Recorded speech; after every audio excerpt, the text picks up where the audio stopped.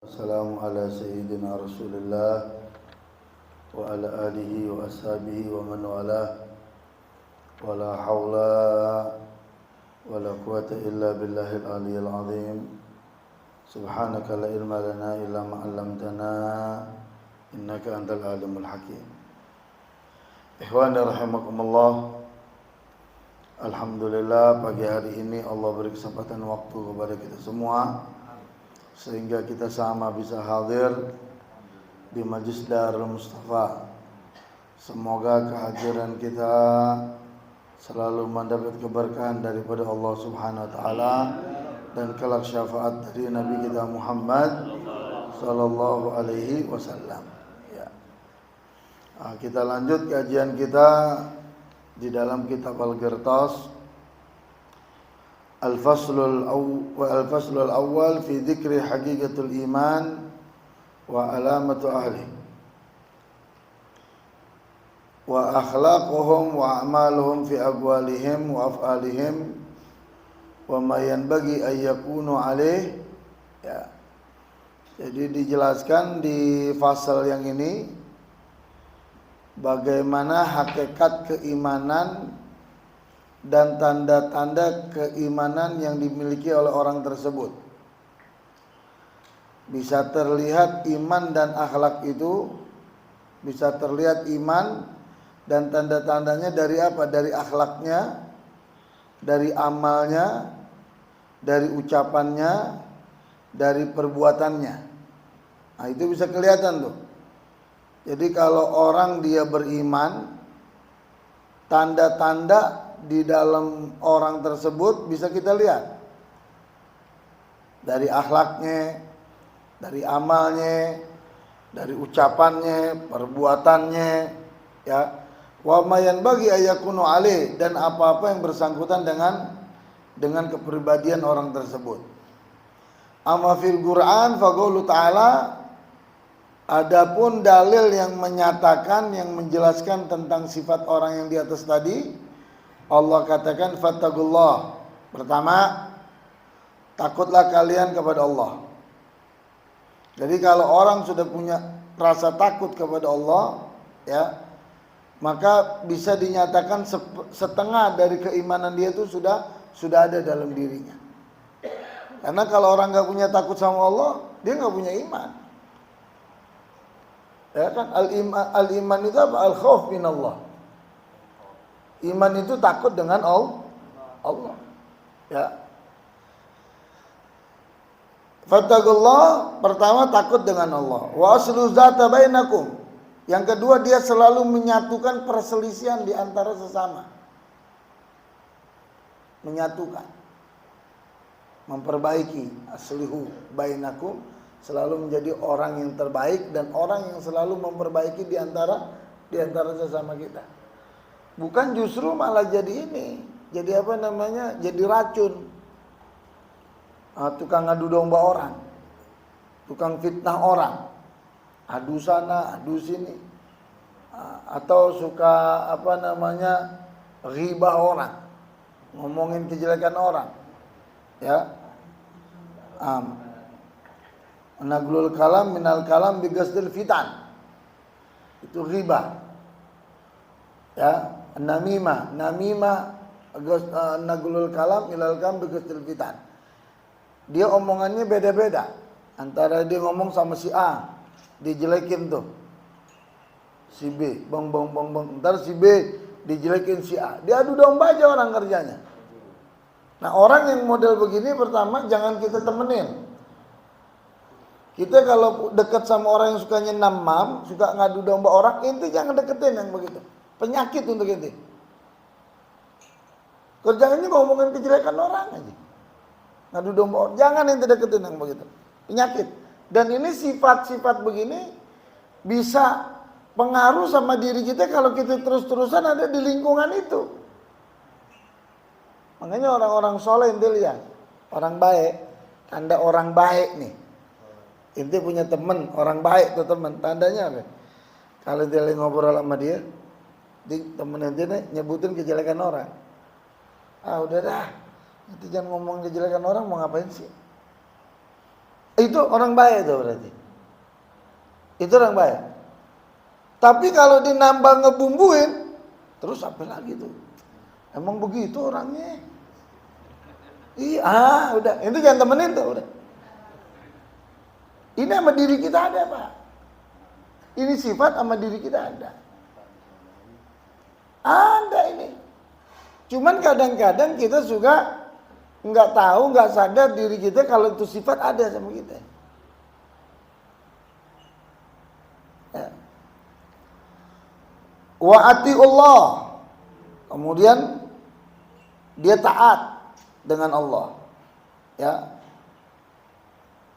Kemudian bukan hanya taat kepada Allah, wa Rasul, dan kepada Rasulnya. Ya. Apa orang yang taat dengan Allah dan dengan Rasul, apa jaminannya? Buktinya, tandanya itu apa? In kuntum mu'minin. Kalau kalian orang yang beriman. Jadi kalau kalian yang beriman itu taat sama Allah sama Rasul. Nggak mungkin saya taat patuh dengan Allah tapi sama Rasul nggak patuh nggak taat. Itu setan imannya ente. Nggak mungkin, nggak ada jalan. Ente ini bisa dapat jalan taat sama Allah, ente bisa dapat jalan menuju Allah itu dari siapa? Kalau bukan dari Rasulullah. Nggak ada. Coba sebutin satu akhlak yang ada di atas muka bumi ini, yang akhlak itu tidak berapresiasi, yang akhlak itu tidak bersumber dari Rasulullah. Sebutin satu aja akhlak. Cari akhlak.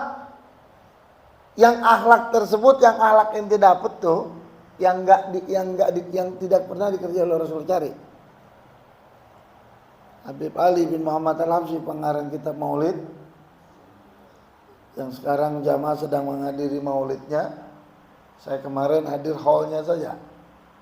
Hadir hall, malamnya saya ziarah. Habis ziarah kira-kira jam 9 saya pulang ke sini. Sampai sini jam 3 subuh saya tadi. Jadi kalau orang yang Habib Ali bin Muhammad Al-Habsyi katakan apa? Seluruh kebaikan yang ada di atas muka bumi ini mutallagina an zainil wujud, bersumber daripada Rasulullah.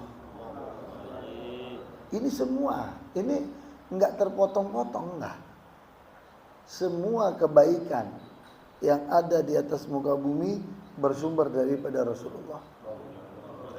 Jadi mustahil taatnya inti kepada Allah itu tidak diiringi taatnya inti kepada Rasulullah. Itu mustahil. Ini dua yang nggak bisa dipisahkan. Ya, akhlak yang inti sudah tahu, ya, atau akhlak yang inti akan kerjakan nanti, atau akhlak yang belum inti tahu. Inti kalau ditanya akhlak, banyak yang kita nggak tahu. Contohnya akhlak berhubungan dengan suami istri. Bagaimana akhlak berhubungan dengan suami istri? Kalau kita udah punya istri, ingin bersetubuh, ingin berhubungan, akhlaknya apa? Oh iya beb, saya tahu akhlaknya lampu dimatiin, harus gelap, harus pakai selimut, satu sama lain nggak boleh saling melihat aurat. Bisa gak tuh yang dikerjain? Dan bukan cuma itu, kalau itu ente mungkin tahu. Apa ayat yang harus dibaca di saat ente diberikan kenikmatan oleh Allah berhubungan dengan istri-istri ente semua, di saat ente mengeluarkan air sperma? Apa ayat yang harus ente baca? Itu ada ayat, ada akhlaknya. Artinya apa? Sampai puncak kenikmatan saja itu diajarkan sama Nabi, akhlaknya apa? Ini urusan remeh temeh nih. Ini urusan nafsu nih. Ini urusan nafsu, diajarin akhlaknya sama Nabi. Bagaimana urusan ibadah, bagaimana urusan muamalat, bagaimana urusan jinayat, bagaimana urusan hudud, lebih lagi. Makanya ya, hasil daripada orang yang taat dengan Allah, taat dengan Rasulullah, kemudian yang selalu menjadi penyatu satu sama lain, ya, yang bertakwa dengan Allah, apa? In kuntum mu'minin, kalau kalian orang yang beriman, ada itu sifat sama Anda. Ya. Innamal mu'minun alladzina idza dzikrullah. Kemudian orang-orang mukmin itu apa? Kalau tadi kan tuh ya, innamal mu'minun alladzina idza dzikrullah. Anda baru bisa dikatakan orang mukmin ya kalau Anda memiliki 4 kriteria yang saya sebutkan tadi. Ya. Kemudian orang mukmin itu apa sih? Yang dimaksud mukmin itu apa? Dikatakan oleh Allah, alladzina idza dzukirallahu wajilat qulubuhum. Kalau disebut nama Allah, orang mukmin itu gemeter hatinya, berdenyut. Kalau disebut nama Allah, berdenyut hatinya dia. Dirinya dia itu ada setrumnya. Allah berdenyut. Ente kalau ente punya kekasih yang ente sayangi, punya kekasih yang ente cintai, cuman nggak tercapai, nggak jadi sama ente, nggak jadi. Tapi ente sayang sama tuh orang, ya kan? Lalu ada orang nyebutin nama itu orang, berdenyut gak? Loh, kok ditahu? Tuh. Atau kita punya orang tua kita tinggal jauh dari orang tua. Lalu ada orang bilang begini, kamu anaknya ini ya, bapak kamu ini ya, ibu kamu, langsung itu ada connect ke kita punya ibu ke bapak. Dengan Allah harus lebih mestinya connect itu, setrum itu harus lebih ya. Jadi orang yang beriman itu kalau dia disebut nama Allah, gemetar, berdenyut, ada strumnya. Wa idza tuliyat alim ayatuhu zadatum imana. Kalau disebutkan ayat-ayat Allah, keimanannya makin bertambah. Makanya kalau kita baca Quran, baca ayat Allah tuh kita harus pahami. Paling tidak di dalam sholat, tidak semua bacaan yang ada di sholat itu adalah rukun, enggak. Bacaan agwalun, ucapan yang dengan lisan, yang rukun di dalam sholat hanya ada 3. Yang lain tuh sunnah. Pertama, takbiratul ihram. Yang kedua, inti baca suratul Fatihah. Yang ketiga, ente baca tahiyat akhir, salawat kepada Nabi. Tambah 1 lagi itu salam. Hanya 4 rukun yang harus dibaca. Kalau ente nggak baca takbiratul ihram, nggak sah salat ente. Kalau ente nggak baca Fatihah, nggak sah salat ente. Kalau ente nggak baca tahiyat yang terakhir, nggak sah salat ente. Kalau 3-tiganya ente baca, ente nggak salam, kapan kelar salat ente? Nggak salam-salam nih, Beb. Makanya sholat itu apa? Agwalun wa af'alun muftatiyatun bitakbir wa muhtatimatun bitaslim. Sholat itu adalah ucapan, perbuatan yang dimulai dengan takbir, yang diakhiri dengan sah. Kalau enggak salam, akhirnya kapan? Tapi ada satu nih cerita nih, makmumnya bengal ngerjain imam. Makmum bengal ngerjain imam. Udah janjian kali ini makmumnya. Begitu imam sampai walabolin, mesti kan makmum amin. Ini makmum nggak ada yang baca amin. La yu'min ahaduhum, nggak ada baca amin. Makmum diam. Imam walabolin, makmum diam. Dalam hati makmum, lu mau ngerjain gue imam lebih pintar dari lo. Ya, gue kerjain lagi ntar loh. Yang kedua dikasih toleransi nih. Fatihah yang kedua, amin enggak? Kagak amin juga. Wah, udah positif lo ngerjain gue. Begitu tahiyat akhirnya salam, ya. Imam salamnya pelan tuh imam. Imam salamnya cuman ngambil yang rukunnya doang, diri dia doang yang dengar. Kan kalau salam kepala nengok tuh sunnah. Ente nggak nengok kepala ente sah. Nih imam udah selesai tahiyat. Assalamualaikum warahmatullahi wabarakatuh. Assalamualaikum. Nggak nengok kepalanya. Udah selesai imam keluar aja lewat pintu depan. Kan di mihrab ada pintu, imam keluar aja lewat pintu. Nah makmum imam nggak salam-salam, curiga. Begitu imamnya udah hilang. Imamnya udah nggak ada. Satu maju teriak, Assalamualaikum warahmatullahi wabarakatuh. Assalamualaikum warahmatullahi wabarakatuh. Mana imamnya kabur nih? Padahal imamnya nggak kabur. Ada di ruangan lagi bikin kopi. Kayak Juki di sini Juki dah. Nah, lagi bikin kopi. Kenapa kamu salam ini ninggalin kita begini kita nungguin kamu? Lah iya. Tadi kenapa? Ane waladhdallin inti kagak amin katanya. Nah, ini sekedar lelucon aja. Artinya kita ini dikatakan ya, dalam ayat ini ya kalau orang dia itu dikatakan beriman ya kalau disebutkan ayat-ayat Allah bertambah. Dan ada ayat Allah kalau ente dengar ente isti'adz. Seperti misalnya dalam sholat Jumat itu dibacakan surat apa tuh Al-Ataka hadithul Ghasyiyah kan? Atau sabih yang ada hafalan dulu tentang azab Allah, diceritakan azab Allah. Allahumma ajirna min adzabik itu dibaca. Jadi ada ayat yang kalau bersangkutan dengan azab inti berlindung. Dan ada ayat kalau disebut tentang kasih sayang Allah, jadikanlah itu bagian daripada itu. Ya. Wa ala rabbihim yatawakkalun. Dan tanda orang yang beriman, ya, hakikat keimanan dan tandanya itu apa? Di samping kalau disebut nama Allah dia bergemetar, disebut ayat Allah dia bertambah, wa ala rabbihim yatawakkalun. Dan hanya kepada Allah dia tawakal. Kepada Allah tawakal. Enggak usah bingung.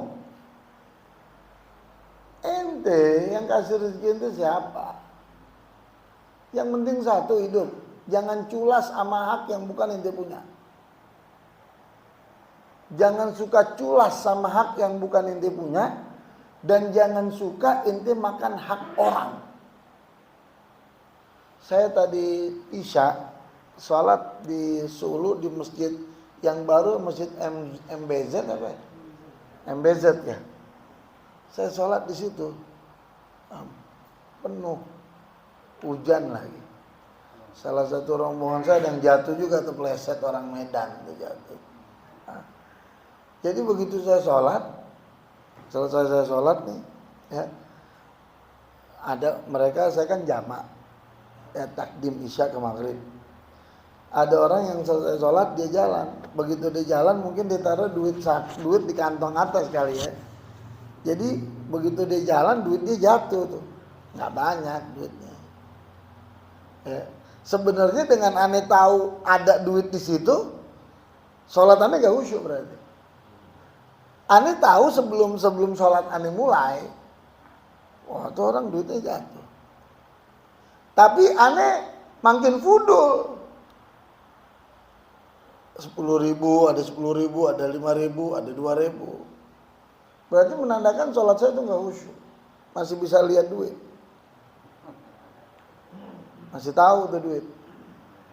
Padahal kalau saya pada saat itu sholat ikutin syariat, ikutin aturan, saya nggak tahu tuh duit. Pandangan saya ke tempat sujud saya aja. Ya, kalau pandangan saya ke tempat sujud saya nggak tahu itu yang di depan saya. Yang di depan aja nggak tahu, apalagi kanan kiri. Ya kan?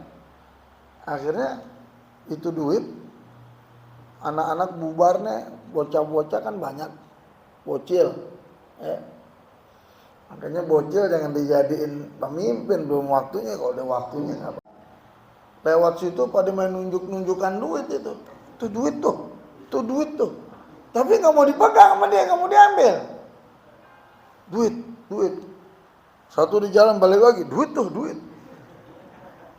Temennya nyuruh dorong-dorong, ambil kali gitu kali, ambil. Ah enggak, lu aja gitu. Sampai tuh bocil jalan tuh duit nggak diambil. Saya bilang beruntung yang nggak megang tuh duit beruntung. Kalau dia pegang itu duit ada hukumnya dalam syariat. Namanya babul luqtah. Barang temuan. Ini dikatakan barang temuan, sebenarnya bukan temuan, ada orang, tapi kan kita nggak tahu orangnya siapa. Nggak ada yang megang. Sampai selesai saya sholat, saya nggak ada yang megang tadi. Nah, berarti bagus. Makanya kalau ente nemu barang temuan, jangan ente ambil. Begitu ente ambil, ente kantongin, nemu di pasar minggu nih, ente ambil, dikantongin. Aduh, kenapa gua ambil tadi? Untuk melepaskan tanggung jawab itu tuh bagaimana? Ente ke tempat yang ente nemu duit di pasar minggu, posisinya di mana? Taruh lagi di situ. Itu makanya jangan suka, kan saya bilang, jangan suka mengambil yang bukan ente punya. Megang yang bukan ente punya jangan. Megang aja tidak boleh ngambil. Nah, ada yang bilang begini, Beb, bagaimana kalau tuh duit kita nemu, kita masukin aja ke masjid infak? Nggak bisa dong, duit orang itu bagaimana? Pahalanya kita niatin, nggak bisa. Ente jangan suka ngatur harta yang bukan ente punya. Ini banda bukan ente punya, ente mau atur lagi. Walaupun untuk baik, untuk amal. Nggak boleh. Nggak bisa begitu. Lain lagi kalau utang. Ada temen ente utang sama orang, sama temen. Ente cari udah pindah kontrakan, ente cari kemana-mana kok gua ketemu-temu. Aduh gua takut mati nih, utang belum gua bayar nih. Bagaimana ya? Kepikiran, utang gak banyak, cuma 1 juta. Tapi kepikiran. Karena waktu kita ngutang, kita lagi butuh. Cari-cari gak ketemu. Udah, kalau gitu gini deh. Aneh mau amalnya di masjid, lagi ada pembangunan masjid.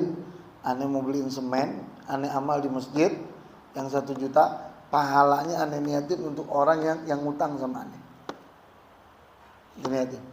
Tapi saya janji, kalau saya ketemu sama orang yang ngutangin saya bilangin, saya ceritain, duit kamu 1 juta saya amalkan, ini buktinya. Kalau dia nggak redo, nggak mau terima, tetap mau ganti duit, saya tanggung jawab. Saya ganti lagi duit 1 juta, amal ini untuk saya, sedekah itu. Itu boleh begitu. Ulama katakan boleh.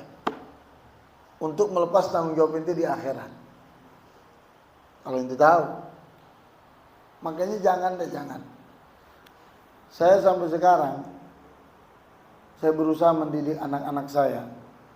Handphone kalau yang bukan dia punya nggak boleh dipegang. Hatta tuh handphone berbunyi. Maka anak saya Wan Ali, kalau handphone saya berbunyi, dia tuh teriak, "Mbak, nih handphone bunyi." Nggak berani dia pegang. Kecuali kalau saya suruh, ya udah, ambil bawa ke atas, atau ambil bawa sini. Nggak boleh. Ya, tidak boleh. Ya. Kemudian,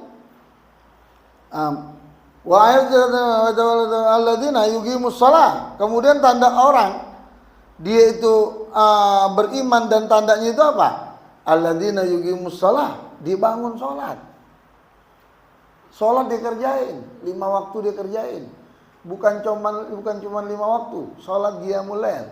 Habib Ali bin Husain Al-Attas, pengarang kitab Tajul A'ras, itu beliau habis Isya udah tidur.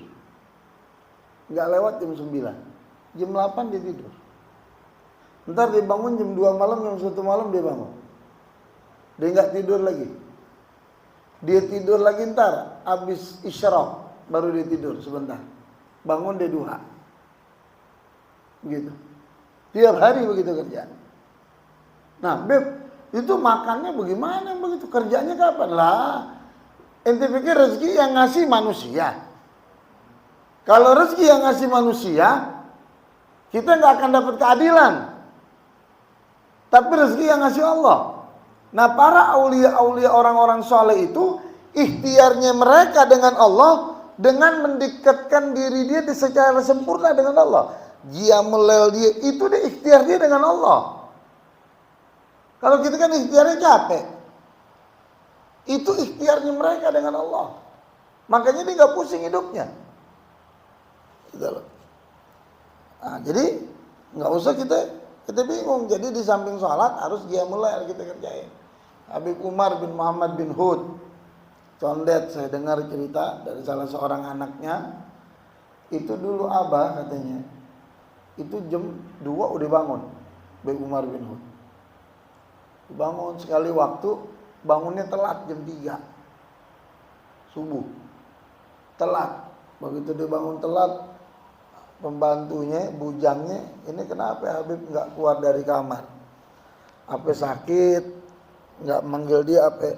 Tapi ini bujangnya denger rintihan, seperti ada tangisan kecil gitu. Akhirnya pintunya dibuka. Begitu dibuka ditanya, kenapa? Ada yang dirasain Habib? Enggak, saya nggak sakit. Terus kenapa nangis? Iya, saya menyesal. Saya biasa bangun jam 2 malam. Ini saya bangun jam 3 malam. Waktu saya 1 jam untuk Allah hilang. Waktu 1 jam untuk Allah hilang, dinangis, disedih, nyesal. Inti waktu inti habis selain ibadah berapa banyak? Inti main handphone berapa lama? Di kendaraan berapa lama di motor inti? Di kerjaan berapa lama? Jadi kalau bisa bukan hanya sholat, tanda orang yang beriman, tapi dia qiyamul lail, walaupun sedikit. Jadi orang tanda dia itu bisa jadi wali, dia bisa bangun malam hatta setengah jam. Itu. Kan dalam Al-Quran disebutin nisfu awin gusuminu illa jalila auzid ali waratil qur'ana tartila. Itu disebutin dalam Al-Quran. Itu. Wa mimma razaqnahum yunfiqun, dan dia menerima ganaa, menerima rezeki yang Allah berikan. Itu hakikat keimanan dan tanda orang yang beriman. Ya, kemudian yang terakhir ulaika humul mu'minun, dan itulah tanda orang-orang yang beriman haqqan, yang sebenarnya. Haqqan, yang sebenarnya. Ya. Kalau orang udah memiliki sifat tadi, apa dikatakan oleh Allah? Lahum darajat inda rabbihim. Mereka punya kedudukan khusus di sisi Allah Subhanahu wa taala. Wa maghfiratan wa rizqun karim. Kamu akhrajaka inda rabbihim. Wa maghfiratan wa rizqun karim wa akhrajaka rabbuka min baiti wa bil haqq. Ya nafarikan mu'minin lakarun. Sekalipun orang-orang kafir, orang-orang yang munafik benci dengan dia enggak peduli dengan kebiasaan apa yang telah dia lakukan. Wallahu a'lam bishawab.